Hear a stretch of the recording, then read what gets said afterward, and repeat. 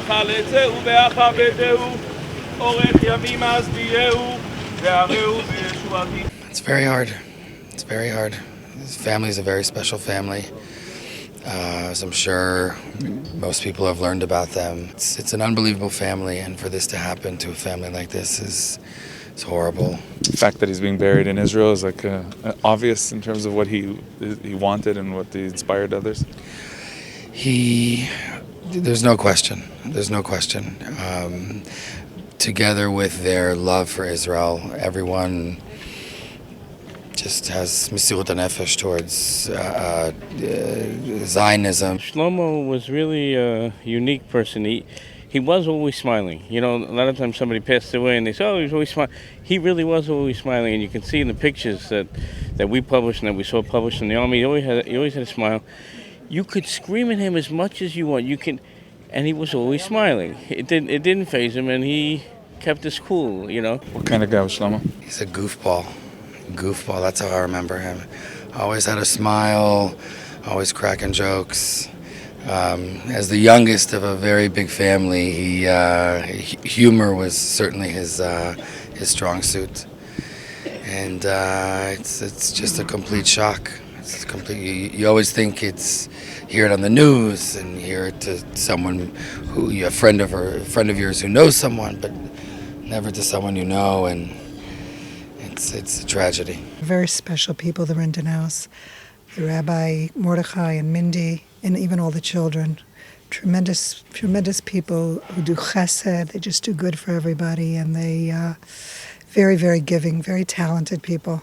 Very, very special family. It's so tragic, but the Rindenhaus have been people who really are very Zionistic. They really believe in Israel, and I'm sure I know they've been very proud of all of their boys who have come back and served in the Army. The Rindenhaus family, the entire family, is an amazing family of people who love the land of Israel and love the people of Israel, and educated all their children to come serve in the Army, to come live in Israel eventually, and 5 of them are living here in Israel right now. And I'm here to channel the condolences of the American people to the family, and just to pay homage to this extraordinary young man and the sacrifice that he made for his country. Shlomo was an amazing guy.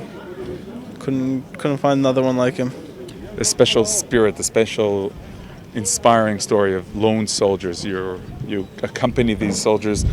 How would you define the lesson from these guys? Being a former lone soldier myself, it's not always so easy. It's not always the easiest thing, but once you're in the Army, you get yourself a new family, more or less, and it's a connection that you'll never find anywhere else, and it's one of the best, in my opinion, the best thing I've ever done. Well, first of all, these soldiers are all of our children. He's my child, he's your child. My son just finished his 3 years of service, and every single minute he was in, we're always waiting for that phone call. He was in Gaza. He was doing all kinds of dangerous things too. It doesn't matter though. They all deserve our love and attention, especially the Chayalim Bodedim. We try as a family and a community to take really good care of them. Where they live near us, we have many houses for them, and there's not enough we can do. They give their lives for us, and their families are over there. So this is just part of that. I've been to several of these funerals, unfortunately, but it is inspiring. It's inspiring the dedication that they had to a country far away that they were connected to, and it's one of those maybe unsung bonds between the United States and Israel. It's very impressive and very moving. Even the term lone soldier is wrong. There are no lone soldiers, because they're never alone. My family is adopted too, and they redefined what love is for me, because they are completely my children, and I'm always walking very carefully to say, but they have parents and they're not really mine, but they are. So I never liked the term lone soldier, and Shlomo's ours, and I think that's the message.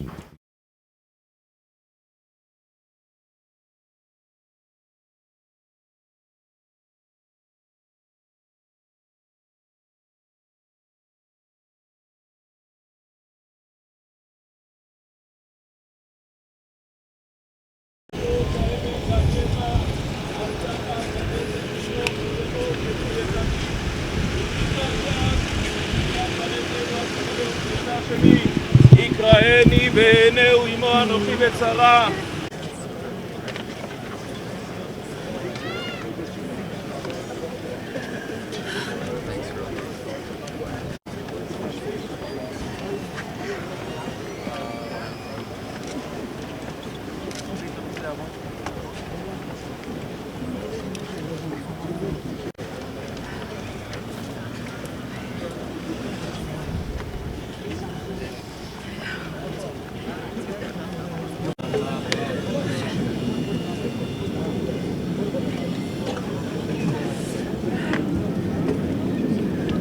kind of read between the lines there, and you understand there was a Jew that was killed by some sort of mishap with a hand grenade being held by the Jew soldier, and no one's asking where did I want to see an investigation here, a thorough investigation. When that soldier, Elor Azaria, killed the terrorist, immediately everybody had decided, at least the hierarchy in the army, decided that he was a criminal and he was a murderer and he needed to be put on trial. Well, here, somebody was killed by another soldier who had a hand grenade, who should not have had a hand grenade, but Army protocol did not permit the driver of that Jeep to have a hand grenade. And he went. Why was he holding that hand grenade? Where did he steal that hand grenade from? And what happened there? Why is there no one talking about the possibility that there was foul play here? I mean, a Jewish life was taken from us, under mysterious circumstances. There was a hush about the whole case. I understand that they didn't want to publish his name initially, until they notify the family, naturally. But none of the details of the case have come out. They still haven't come out. There's just contradictions in the media. The only thing that we know is that a Druze driver of the Jeep, who should not have had a hand grenade, had a stolen hand grenade, and then he killed through whatever circumstance. I'm not saying he's a murderer, but it definitely should be investigated here. And we know that the government sometimes, more often than we like, hides the facts and hides the truth. We saw that in the case with Nathaniel Arami, who was climbing down, rappelling from the building, and Arabs up on top cut the rope, and for months they were hiding the fact that he was murdered by Arabs. You know, the government would like everyone to believe that everything is hunky-dory between the Jews and the Arabs, and that there's no foul play and there's the coexistence, and they don't want to ill-affect the delicate balance and relationship between Jews and non-Jews in Israel. Is this also a cover-up here? At the very least, what I owe to Shlomo, as somebody who used to scream at him all the time and be in charge of the unit, and maybe not give him the benefit of the doubt when he was with us sometimes, today to give him the benefit of the doubt, and maybe he was murdered on Kiddush Hashem, and there certainly should be a thorough investigation to find out exactly what happened there.